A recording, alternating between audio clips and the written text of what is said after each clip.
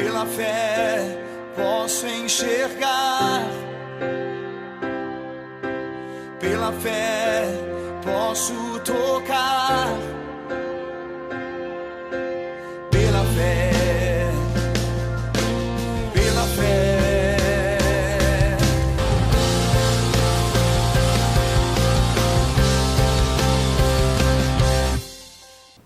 Muito bom dia, nós começamos mais um programa Restaurando Vidas. Que a paz do nosso Senhor Jesus seja liberada sobre a sua vida e sobre a sua família. Última sexta-feira do ano de 2016, quais são as expectativas? Quais são os seus planos? Os seus planos foram colocados no altar do Senhor? Você consultou o Senhor sobre os seus planos? Nós devemos sempre, antes de tomar qualquer decisão, levar ao Senhor as nossas ansiedades, levar ao Senhor as nossas ideias, tudo isso para ver se coincide com aquilo que Ele espera de nós. A palavra do Senhor em Provérbios, capítulo 16, versículo 9, diz: em seu coração o homem planeja o seu caminho, mas o Senhor determina os seus passos. Olha que maravilha, eu posso extrair daqui duas palavras decisivas na minha vida. Primeira, soberania de Deus. A soberania de Deus é aquela que controla todas as coisas. Muitas vezes você está pensando que você está levando a sua vida, mas não. Se o Senhor não permitisse que hoje você respirasse, que você acordasse, você não estaria agora executando nenhuma tarefa. A segunda palavra que eu coloco aqui é obediência.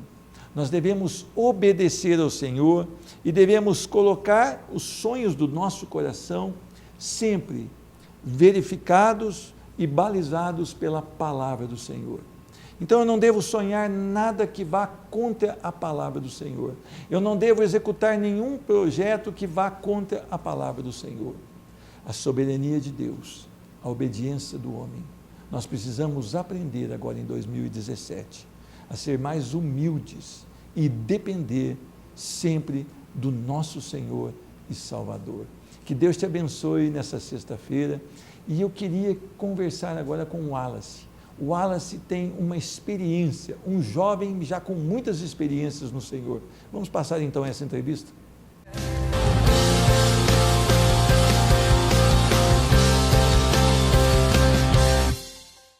Eu tenho o privilégio de receber hoje no programa Restaurando Vidas o meu irmão em Cristo, Wallace Evaldo da Silva. A paz do Senhor Jesus, seja bem-vindo. Muito obrigado, pastor. Paz do Senhor Jesus, seja convosco. Amém. Wallace, você estava me relatando que o começo da sua vida foi muito difícil, né? Foi. O ambiente do seu lar era bastante tumultuado. Como é que era esse ambiente? Então, pastor, infelizmente, né, como acontece em muitas casas hoje no Brasil, tem famílias que o inimigo age através dos pais, que se torna um ambiente assim, não um ambiente agradável para se viver, para se criar uma criança.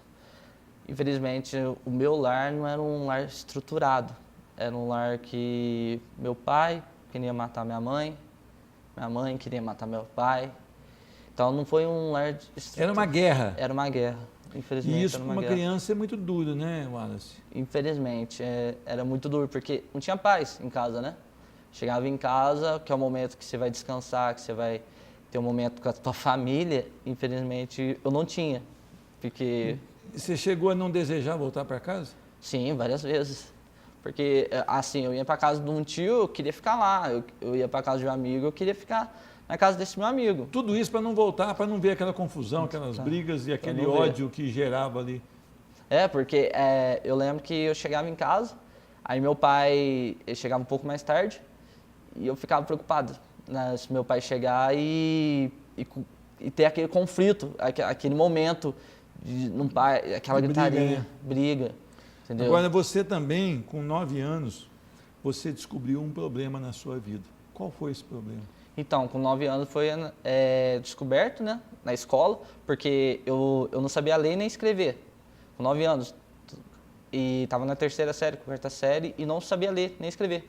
E aí foi encaminhado para um lugar especializado, que na época chamava SEMADA, e constatou que fez exames, fez exames, tudo, e constatou que eu tinha um problema auditivo. que eu não conseguia processar as informações corretamente. Então eu falava errado, eu não sabia ler, não sabia escrever direito. Então quer dizer que a informação que chegava para você era distorcida? Era distorcida. Então aquilo que eu via era aquilo que eu escrevia.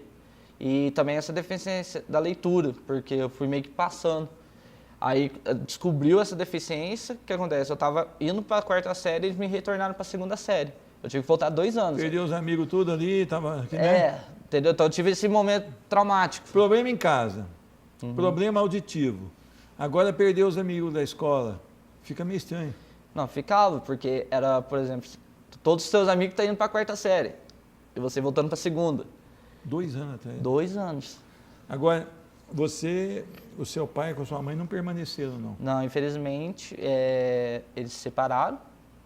Eu falo infelizmente, mas no momento era a solução. Era a solução. Porque senão, infelizmente, eles iam se matar. Podia acabar um crime lá. Ia acabar um crime. Aí você foi criado com a sua mãe? Eu fui criado com a minha mãe por exatamente 2, 3 anos. E depois eu passei 7 anos morando com meu pai. Fui criado por meu pai. Hoje você está com quem? Hoje eu moro com a minha mãe. Certo. Hoje eu moro com a minha mãe. Os dois moram em Poços? Moram em Poços. Tá.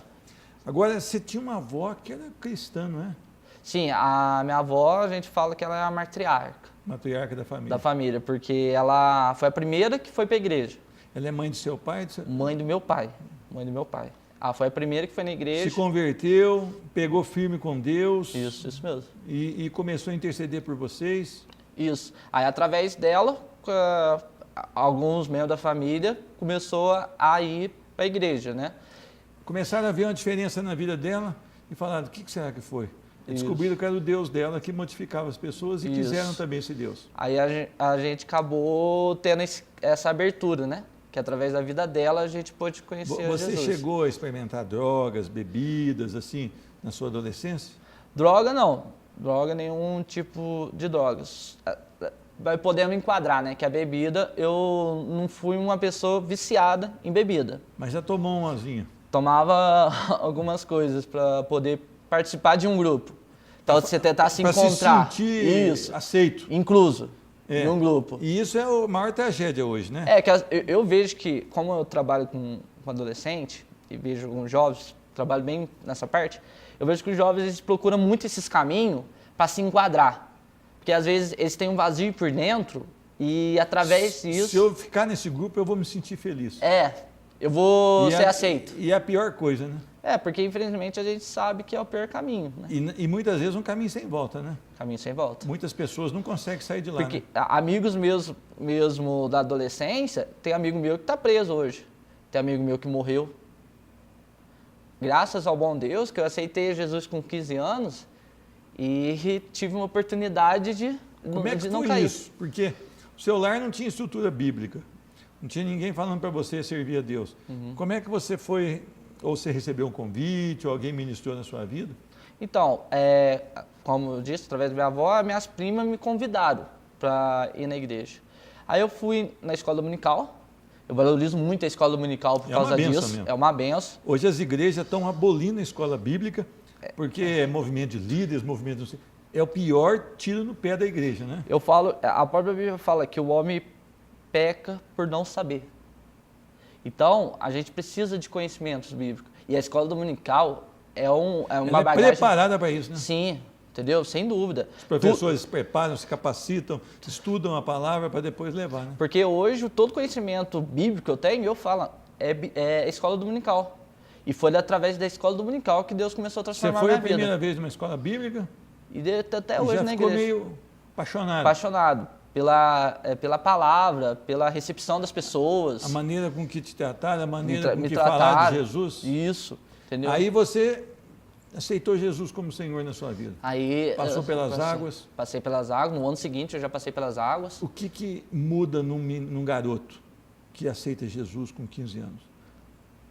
Dá para a gente ver, aquele rapaz está andando diferente, aquele rapaz está com uma postura diferente, porque eu estou vendo uma geração hoje que passa pelas águas, mas como tomando um banho. Não muda nada na vida delas. Eu acho que uma coisa que acontece muito lá na igreja, que eu vejo que tem muitas igrejas que infelizmente não estão ocorrendo isso. Saber o verdadeiro motivo de passar pelas águas. Qual que o que tem que mudar na nossa vida. E o que mudou na minha vida foi a questão de a minha postura, as minhas atitudes, eu tinha que mudar. Porque Cristo vive em mim. E Cristo, ele é diferente. Então, o meu jeito de falar tinha que mudar. Não poderia falar palavrão, porque eu estava levando Cristo comigo. E antigamente você falava. Falava. Agora não, agora eu tenho Jesus em mim. Respeitar meu pai e minha mãe, que é o primordial. Apesar da situação, eu devo Obrigação respeito. bíblica, né, de você. Entendeu? Honrar pai e mãe. É bíblico. Então, tudo isso mudou na minha vida. Então, aquilo que eu fazia com meus amigos já não poderia fazer mais. Então, eu aboli todo esse tipo de atos para uma nova vida. Que foi uma com nova Cristo. vida em Cristo Jesus. E ele mudou mesmo minha vida. Agora, o jovem, normalmente, quando ele fala aceitar Jesus, ele, pô, eu não quero, porque vai cortar o meu barato. Eles falam assim, né? Eu vou ficar careta, não vou poder fazer isso, não vou poder fazer aquilo. Aceitar Jesus te dá uma alegria que ninguém sabe descrever e vale a pena? Ou você perdeu aceitando Jesus? Eu falo que depois que eu aceitei Jesus, eu só ganhei. Eu não perdi nada. Eu sou alegre porque eu estou com Cristo. Eu sou feliz porque eu tenho Cristo comigo. Eu me divirto porque Jesus está comigo. Não é porque eu sou evangélico. Então não é a circunstância que faz você ser feliz. Não. É Cristo no coração. É Cristo. Então, Entendeu? eu posso dizer que uma pessoa que tem Jesus no coração, mesmo numa fase difícil como o Brasil atravessa, ele sabe que está difícil, que ele tem que tomar alguns cuidados, mas ele tem esperança em Cristo, né? Sim, você deposita toda a sua vida. Eu falo assim, porque a própria Bíblia diz que o amanhã pertence a Deus. E eu deposito tudo aqui, toda a minha ansiedade, toda a minha preocupação em Cristo, porque Ele vai fazer, Ele vai mudar, Ele vai guiar. Então o meu amanhã pertence a Ele, então eu não preciso ficar preocupado, eu só preciso ficar preocupado em adorar a Ele e fazer a vontade dEle, porque o resto Ele sabe. Eu tenho falado muito de um equívoco da igreja atual. A igreja atual está achando que ela tem que atrair jovens para a igreja com programações extremamente mundanas. Então as igrejas hoje, quem não conhece, se chegar, pensa que é uma discoteca, uma balada, alguma coisa assim. Como é que você vê isso? Então, eu acho que, assim, que tudo é válido para atrair as pessoas para Cristo, mas não fugir da palavra. Não fugir daquilo que é a palavra. Algumas igrejas estão distorcendo que realmente é a palavra. O jovem tem seu momento de descontração. Só que o problema é que as igrejas estão fazendo todos uns eventos e estão esquecendo de pregar o verdadeiro evangelho. Ah, eu faço uma coisa de dança aqui, nossa, legal, bacana. É um momento de descontração para o jovem. Só que está faltando o fundamental, que é a palavra, que é o ensinamento. Então, é muito fácil eu fazer uma festa, beleza. Só que aí, escola dominical, não, vamos abolir a escola dominical, porque nenhum jovem se preocupa. Vamos abolir os cultos de ensino, porque nenhum jovem gosta de culto de ensino. Não é isso. É atrair o jovem e mostrar para ele o verdadeiro caminho, a verdadeira mudança. Você acha que o evangelho não é o suficiente para atrair o jovem, não? Eu acho que Cristo é o suficiente. A palavra do Senhor diz lá em João que a cruz de Cristo atrai. Concordo. Você acha que eu preciso fazer a festa gospel, a balada gospel, eu não sei o que é gospel? Eu acho assim, esse não pode ser o foco. Ele não pode ser o foco. Mas pode ser uma forma de atrair. Só que o problema das igrejas é que elas estão esquecendo do verdadeiro evangelho. No sentido que eu atraio, mas só isso basta. Agora, você falou que você faz 2 ministérios aí na rua. Quais são eles? Então, eu sou líder do Ministério Criarte, né? Lá da Assembleia de Deus do Ministério Madureira. E a gente faz esse ministério? O que a gente faz? A gente faz um evangelismo criativo. Porque eu acredito que Deus, ele dá dons para as pessoas e você tem que utilizar do dom. Então a gente utiliza da arte. Mas tudo é arte. Tudo. Isso aqui é uma arte. Então a gente faz um trabalho no semáforo, com malabarismo, com cartazes falando do evangelho, através de malabares, através de pular, estrela, tudo, e entregando folhetos, através de teatro. A gente trabalha muito forte. Eu também faço parte do Ministério Infantil da igreja, que eu tenho a minha líder, que é a tia Cláudia. A gente faz teatro para as crianças, falando no evangelho, falando da palavra de Deus através teatro, palhaço, brincadeiras. Então, esse é o meu ministério. Para levar a palavra lá fora. Isso, dessa forma. No público. Tem mais algum outro ou não? Não, só esses dois. Só esses dois. E as pessoas recebem bem, aceitam? Então, isso que é legal, que as pessoas, a gente, através da arte, a gente tem uma abertura para falar do Evangelho, porque a gente vai lá, faz uma apresentação. Aí, através disso, na hora que a gente atrai a atenção da pessoa, a gente prega o Evangelho de Jesus. Então, é uma estratégia para falar de Jesus, de atrair a atenção das pessoas. Porque hoje em dia, com o mundo de informações, as pessoas são muito vagas para atrair a atenção delas. Então, a gente utiliza disso para falar do Evangelho. Preocupadas e ocupadas também, né? Preocupado com o dia a dia, com o trabalho. Estressados, né? Aí, quando vê a pessoa, em janeiro desse ano, do ano 2016, eu fui para o Paraguai fazer um trabalho evangelístico lá da Jocum. E lá a gente aprendeu bem isso. Então, eles trabalhavam muito com isso. Então, até de lá que eu trouxe esse trabalho. Fazia apresentações, tudo no Paraguai, aí depois vim com a palavra, falando para as pessoas choravam. Você está preparado para ser hostilizado também, para ser não aceito? Eu falo assim que no Evangelho a gente tem que estar preparado para o não. O sim é lucro. Até para uma agressão física, quem sabe? Agressão física.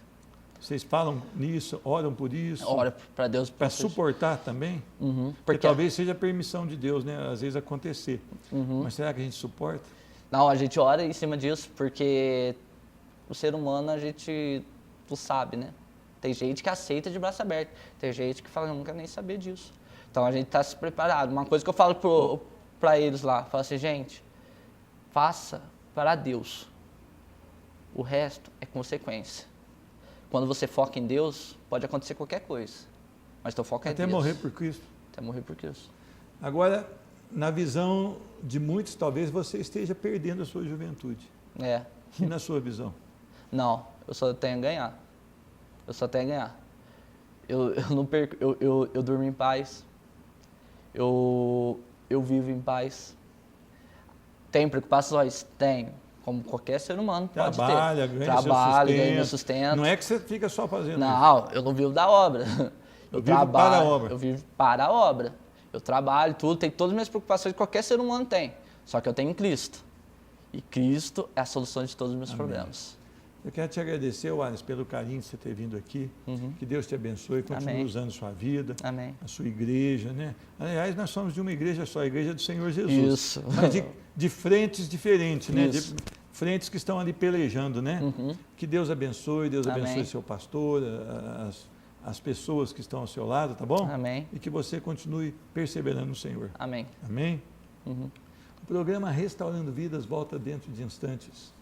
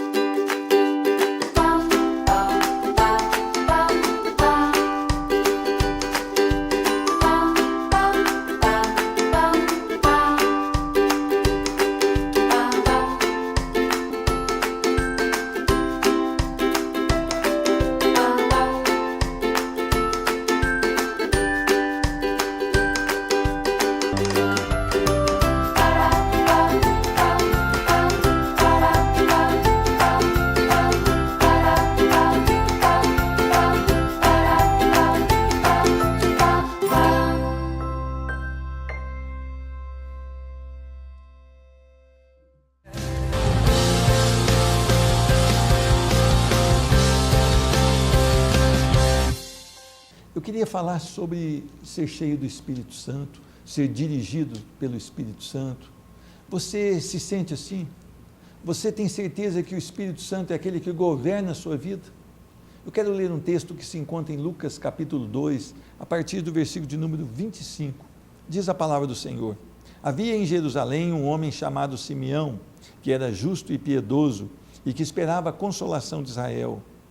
E o Espírito Santo estava sobre ele. Fora-lhe revelado pelo Espírito Santo que ele não morreria antes de ver o Cristo do Senhor. Movido pelo Espírito, ele foi ao templo. Quando os pais trouxeram o menino Jesus para lhes fazerem o que requeria o costume da lei, Simeão o tomou nos braços e louvou a Deus, dizendo: ó soberano, como prometestes, agora pode despedir em paz o teu servo, pois os meus olhos já viram a tua salvação, que preparaste à vista de todos os povos, luz para a revelação aos gentios e para a glória de Israel, teu povo.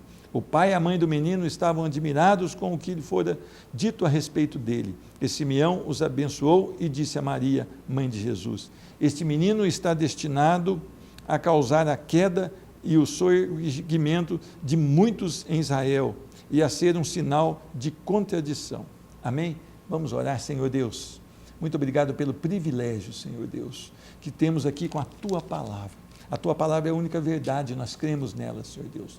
Vem nos nossos corações e muda e transforma tudo aquilo que está em desacordo com a Tua santa e poderosa Palavra, Senhor Deus. Trata-nos hoje pela misericórdia do Senhor Jesus, é que eu oro e agradeço. Amém. Muitas vezes nós queremos dizer que somos levados e guiados pelo Espírito Santo, mas as nossas atitudes são totalmente contrárias àquilo que o Senhor espera de nós. Nós vivemos essa época, a época da igreja, que se diz cheia do Espírito Santo, que se diz batizada pelo Espírito Santo, mas uma igreja que vive descompromissada com os valores, descompromissada com a palavra, descompromissada com andar retamente perante o Senhor, com a obediência a Cristo Jesus. Uma igreja que muitas vezes nós podemos detectar de fraudulenta, porque ela prega aquilo que não vive. Eu quero falar para vocês de um homem chamado Simeão e que tinha sobre ele o Espírito Santo. A começar, eu colocar duas características deste homem. É um homem justo, é um homem que tinha retidão no seu proceder, na sua palavra, nos valores. Ele era um homem que realmente ele amava a Deus e ele queria andar corretamente, ele queria realmente se parecer com Cristo Jesus. A outra característica dele era um homem piedoso, era um homem totalmente devoto ao Senhor, era um homem que dava sua vida pelas coisas do Senhor, era um homem cheio de fé, uma fé genuína no Senhor Deus. E ele tinha uma esperança que havia uma revelação do Espírito Santo. Este homem, então, ele tinha revelações do Espírito Santo, e em uma delas diz a palavra que o Espírito Santo diz que ele não morreria sem ver o Cristo do Senhor. Olha que coisa maravilhosa, as pessoas estão brincando hoje com as revelações, estão fazendo aí as profetadas, as reveladas, mas o Espírito Santo, ele fala daquilo que ele entende, daquilo que ele vive com o Pai, e ele normalmente, ele gosta de manifestar nas pessoas que estão buscando, que estão vivendo a palavra do Senhor. E ele manifestou neste homem que ele não passaria pela morte antes de conhecer o Cristo, o ungido do Senhor. E é interessante que Jesus então é levado ao templo para cumprir aqueles rituais, e ele era ainda um jovenzinho, uma criança de 8 dias, e a palavra do Senhor diz que, impelido pelo Espírito Santo, esse homem vai ao templo. Olha como é que é uma pessoa que realmente ama o Senhor e vive para o Senhor. Ela não tem a sua vontade própria predominante, mas ela é sempre direcionada, impelida, levada pelo Espírito Santo de Deus. Hoje nós vivemos a geração que não é levada pelo Espírito Santo de Deus. Eu vejo pessoas que dizem comprometidas com a palavra em lugares que jamais o Espírito Santo as levaria. Eu vejo procedimentos nas pessoas que jamais seria procedimento de uma pessoa que vive a grandeza do Espírito Santo no seu coração.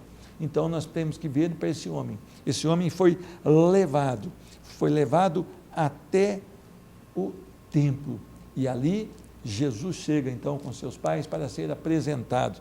Diz a palavra que Simeão então o toma nos braços. Quem dirigia a vida de Simeão? O Espírito Santo. Quem impelia Simeão? O Espírito Santo. Quem revelava as coisas a Simeão? O Espírito Santo. Então, ele olha para uma criança de apenas 8 dias, onde talvez nós não conseguimos saber nem se parece mais com o pai ou com a mãe, mas aquele homem no Espírito Santo, ele tem o discernimento extraordinário. Aquele é o Filho do Deus vivo. Diz a palavra no versículo 29. Ó soberano Deus, como prometeste, agora pode despedir em paz o teu servo. Sabe o que eu vejo aqui? Que este homem que era dirigido pelo Espírito Santo, ele tinha os olhos na eternidade, não nessa vida transitória e problemática. As pessoas estão arraigadas a esse mundo, elas se dizem cristãs, mas elas não querem abrir mão das coisas desse mundo, elas querem ganhar e possuir e trabalhar e se preparar sempre para ter mais e ter mais e ter mais. Este homem não, ele tinha uma visão: Senhor, já pode levar o teu servo, já pode despedir do teu servo, o seu servo já pode morrer, porque ele viu a coisa melhor que ele poderia ver, a salvação em Cristo Jesus. Ele tinha os olhos gravados na eternidade. E você? Você pensa na volta do Senhor Jesus? A palavra do Senhor Jesus diz que ele voltará para aqueles que amam a sua vinda. Você está amando a vinda do Senhor Jesus? A palavra do Senhor diz que num abrir e fechar de olhos tocará a trombeta. Diz que os mortos ressuscitarão primeiro e nós, os que estivermos vivos, seremos transformados e teremos um corpo transformado pelo Senhor. Aquelas partes da corrupção, esse corpo que se corrompe, que fica doente, que envelhece, ele será trocado por um novo corpo. Imagina só, quando a trombeta soar, muitos então serão lançados no inferno com o diabo e seus anjos. E diz a palavra que haverá choro e ranger de dentes. E muitos dirão naquele dia: olha, Senhor, mas eu expulsava demônios, eu fazia cultos, eu era diácono, eu era presbítero, eu era pastor, eu cuidava das suas ovelhas. E o Senhor vai dizer: não vos conheço, apartai-vos de mim. Sabe por quê? Porque na verdade não eram movidos e impelidos pelo Espírito Santo, não tinham nada a ver com Cristo Jesus, não amavam em verdade a sua doutrina, eram como os fariseus que colocavam peso sobre as outras pessoas, mas que não faziam aquilo que eles mesmos instituíam como verdade. Eu quero dizer que este homem então está muito tranquilo, porque os meus olhos já viram a tua salvação, que prepararam à vista de todos os povos, luz para a revelação aos gentios, aqueles que não tinham parte. Eles então foram incluídos em Cristo Jesus, e para a glória de Israel, teu povo, todos os israelitas que crerem no Senhor Jesus serão salvos. E é interessante que a mãe do menino então fica admirada, porque um homem não falava por si mesmo, mas o Espírito Santo de Deus falava por ele. Nós às vezes queremos dizer que somos cheios do Espírito Santo. As pessoas vão em um culto, dão cambalhota, dão pirueta, falam línguas estranhas, mas quando sai, desce ali a escadaria da igreja, tem um comportamento absurdo, a sua palavra não é uma palavra que revela o Espírito Santo. O seu comportamento, muito ao contrário, é um comportamento totalmente distante do Espírito Santo. Sabe que Simeão então fala para essa mulher, chamada Maria, mãe de Jesus, que este homem veio para trazer o quê? Trazer a queda. Ele veio para trazer salvação, mas também para trazer condenação. Cristo Jesus, meus irmãos, ele é justo. As pessoas às vezes vão levando a vida, depois falam: olha, Cristo Jesus vai perdoar todo mundo. Não é uma verdade. Ele não mente, a sua palavra diz que a porta é estreita e que poucos se acertam a entrar por ela. Sabe o que quer dizer isso? Que muitos estarão fora no dia da chamada do Senhor Jesus. E quando ele fala isso, ele não está falando para as pessoas que estão lá no mundo, não. Ele está falando para a igreja, para as pessoas que já têm a palavra e que professam Jesus como Senhor. Muitos ficarão fora. Como está a sua vida? Você passou pelo arrependimento? Você tem a fé na salvação em Cristo Jesus? Você está vivendo Cristo Jesus através da sua história? Pense, repense, vá ao Senhor em oração, peça para que Ele inunde a sua vida com o Espírito Santo. O Espírito Santo faz isso, traz revelações preciosas, o Espírito Santo faz ele manter integridade, justiça, devoção ao Senhor. O Espírito Santo é maravilhoso e sempre tem um fim proveitoso nas suas ações. Que Deus te abençoe. Eu quero orar por você. Senhor Deus, encha-nos com o teu Espírito Santo, que nós sejamos tocados pela manifestação extraordinária do teu Santo Espírito, que nós sejamos realmente homens e mulheres tementes ao Senhor. Abençoa essa pessoa que assiste o programa Restaurando Vidas, para que ela tenha uma experiência real com Cristo Jesus e que nessa experiência ela possa realmente dizer: agora eu sei em quem eu creio. Que Deus abençoe a cada uma dessas pessoas no nome de Jesus Cristo. Amém. Que Deus te abençoe, a paz do Senhor Jesus, um ótimo 2017 na presença do Senhor. pela fé posso enxergar, pela fé posso tocar.